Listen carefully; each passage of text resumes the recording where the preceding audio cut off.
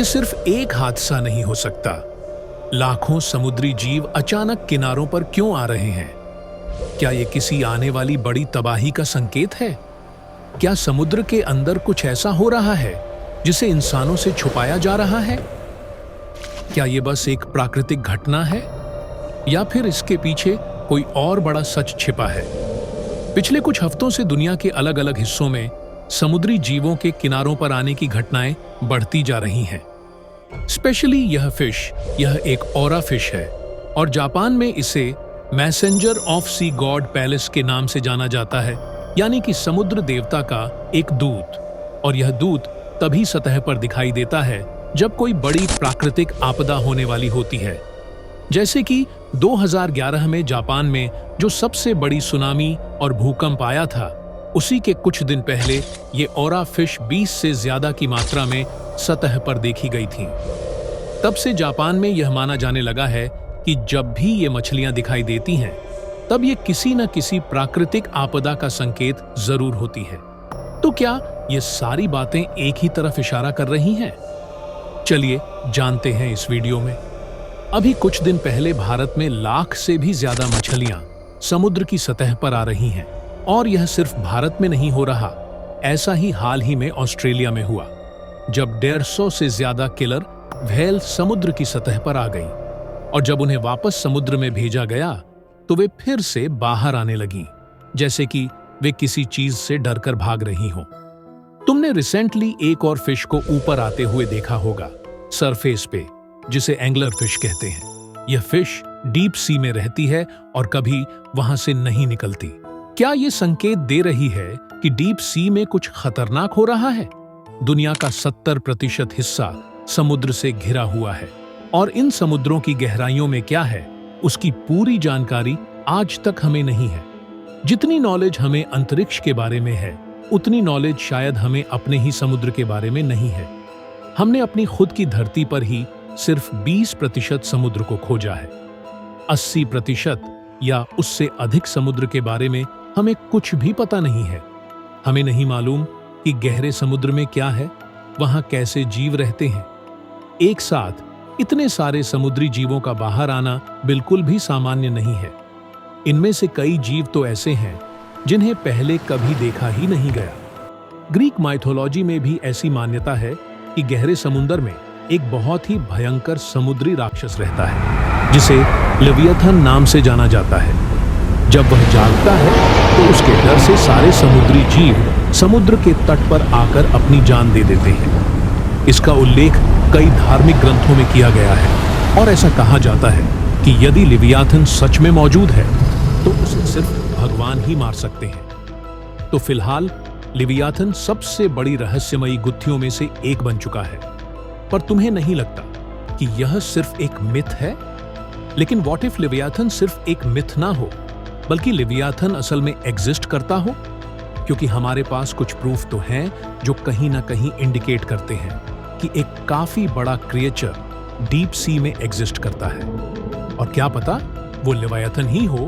Antarctica पूरे विश्व का 5वां सबसे बड़ा महाद्वीप है। इसी के साथ साथ अंटार्कटिका ऐसा महाद्वीप है जो सबसे कम खोजा गया है, और शायद इसी वजह से अंटार्कटिका के आसपास कई कंस्पिरेसीज और मिस्ट्रीज बनी रहती हैं। जब आप गूगल अर्थ को स्क्रॉल करते हुए नॉर्थ अमेरिका से लेकर अंटार्कटिका के बीच के ओशियन में खोज करते हो, तो यहाँ के समुद्री हिस्से में आपको एक अजीब सा डरावना सा जीव दिखाई देता है।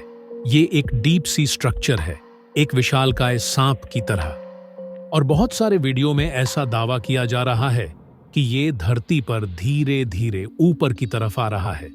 बहुत सारे लोग दावा कर रहे हैं कि यह लेवियाथन है, पर इसी बीच कुछ ऐसी चीजें हैं जो अंटार्कटिका में देखी जाती हैं।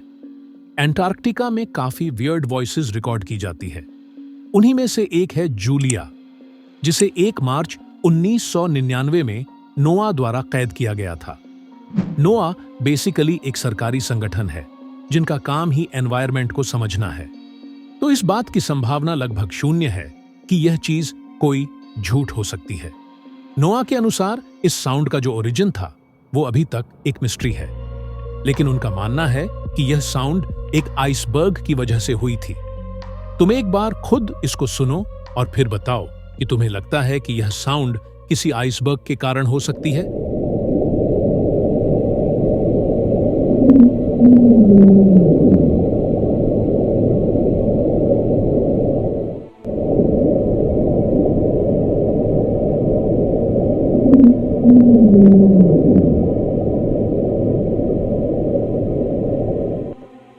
ऐसी ही एक और साउंड नोआ ने 5 मार्च 1997 को कैप्चर की थी और नोआ के अकॉर्डिंग यह वॉइस किसी आइस माउंटेन के समुद्र से टकराने की वजह से हुई थी। लेकिन अगर तुम इस आवाज को ध्यान से सुनो तो ऐसा लगेगा कि डीप सी के अंदर कोई ट्रेन चल रही हो या फिर कोई अज्ञात वस्तु वहां मौजूद हो।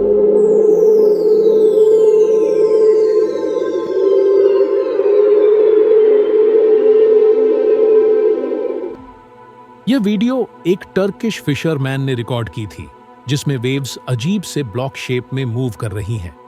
इसके पीछे का रीजन यह बताया गया कि समुद्र में दोनों तरफ से करंट इक्वल होने की वजह से वेव्स स्थिर हो गई थीं और ऐसा ब्लॉक इफेक्ट क्रिएट हुआ। अब यह वीडियो देखो। यह वीडियो थोड़े दिन पहले वेदर रिपोर्ट में कैप्चर हुई थी। इसमें साफ साफ एक बहुत बड़ा सा क्रिएचर मूव होते हुए दिख रहा है, लेकिन इसके पीछे का रीजन यह दिया गया कि यह एक टेक्निकल इशू था, एक टेक्निकल ग्लिच था। थोड़ी बहुत चीजें एक साथ होना कोइंसिडेंस हो सकता है, लेकिन इतनी सारी अजीब चीजें एक साथ होना चिंताजनक तो है। अगर हम विज्ञान की दृष्टि से देखें तो समुद्री जीवों के किनारों पर आने के पीछे कई संभावित कारण हो सकते हैं। जलवायु परिवर्तन इनमें से एक सबसे बड़ा कारण माना जा रहा है। वैज्ञानिकों का मानना है कि वैश्विक तापमान में वृद्धि के कारण समुद्र का तापमान भी तेजी से बढ़ रहा है। इससे समुद्री जीवों का प्राकृतिक आवास प्रभावित हो रहा है और वे अपने अनुकूल पर्यावरण की तलाश में किनारों की ओर बढ़ रहे हैं। दूसरा रीजन जो बताया जा रहा है वो है अंडर वाटर भूकंप, जिस वजह से ओरा फिश और काफी सारे डीप सी क्रिएचर्स बाहर आ रहे हैं और शायद इसी वजह से ओरा फिश को ड्यूम्सडे फिश के नाम से जाना जाता है, क्योंकि वो डीप सी क्रिएचर होने की वजह से पहले ही नेचुरल डिजास्टर को सेंस कर लेती है। इसके अलावा समुद्र की धाराओं में बदलाव भी एक महत्वपूर्ण कारण हो सकता है। अमेरिकी नौसेना कई दशकों से गहरे समुद्र में ध्वनि परीक्षण कर रही है और इन प्रयोगों की उच्च ध्वनि तरंगों की वजह से समुद्री जीवों की नेविगेशन प्रणाली को प्रभावित करता है। कई समुद्री जीव अपने प्रवास के लिए समुद्र की धाराओं पर निर्भर रहते हैं, लेकिन जब ये धाराएं अचानक बदल जाती हैं, तो वे अपनी दिशा भटक जाते हैं और किनारों की ओर आ जाते हैं। एक और महत्वपूर्ण कारण ऑक्सीजन की कमी भी हो सकती है। हाल के वर्षों में वैज्ञानिकों ने समुद्र के कुछ हिस्सों में डेड जोन्स यानी मृत क्षेत्रों की खोज की है। इन क्षेत्रों में ऑक्सीजन का स्तर इतना कम हो जाता है कि समुद्री जीव वहां जीवित नहीं रह सकते। ऐसे में वे या तो किनारों की ओर भागते हैं या फिर मर जाते हैं। क्या यह पूरी दुनिया में समुद्री पारिस्थितिकी तंत्र के लिए एक चेतावनी है? क्या हम धीरे धीरे एक ऐसे दौर में प्रवेश कर रहे हैं जहां समुद्री जीवन संकट में पड़ सकता है? जहां तक मुझे लगता है, लिवायाथन तो सिर्फ अफवाहों को हवा देने का काम कर रहा है। लिवायाथन शायद मौजूद नहीं है, लेकिन जिस तरह हमें नए समुद्री जीव देखने को मिल रहे हैं, यह पूरी तरह संभव है कि कुछ ऐसे जीव हों जो सुनने में अविश्वसनीय लगें। जिस चीज का 80% हमने खोजा ही नहीं, उसके अंदर क्या है, यह अंदाजा लगाना बहुत मुश्किल है। हो सकता है कि कुछ ऐतिहासिक जीव कभी विलुप्त ही न हुए हों, जैसे कि मेगालोडॉन जो 60 फीट से भी ज्यादा बढ़ सकती थी। नाविक समय समय पर ऐसे जीवों को देखने की रिपोर्ट देते रहते हैं। कुछ गहरे समुद्र में गोता लगाने वालों ने कुछ समय पहले दावा किया था कि उन्होंने इंसान जैसे तैरने वाले जीव को देखा है। हो सकता है यह केवल एक भ्रम हो, लेकिन यह भी पूरी तरह संभव है कि यह सच हो। जो कुछ भी हो रहा है वह साधारण नहीं है। समुद्र सदियों से धरती का सबसे बड़ा रहस्य रहा है और शायद इसमें ऐसे अनदेखे राज छुपे हैं जिनका जवाब हमें अभी तक नहीं मिला। समुद्री जीवों का इस तरह किनारों पर आना न केवल हमारे पर्यावरण के लिए एक चेतावनी हो सकता है, बल्कि यह किसी बड़े खतरे का संकेत भी हो सकता है। क्या यह किसी आपदा की भविष्यवाणी है, या फिर यह मानव सभ्यता के लिए एक नया अध्याय खोलने वाला संकेत है? यह सवाल अभी भी बना हुआ है। अगर आपको यह वीडियो पसंद आया हो तो इसे लाइक करें, शेयर करें और चैनल को सब्सक्राइब करें।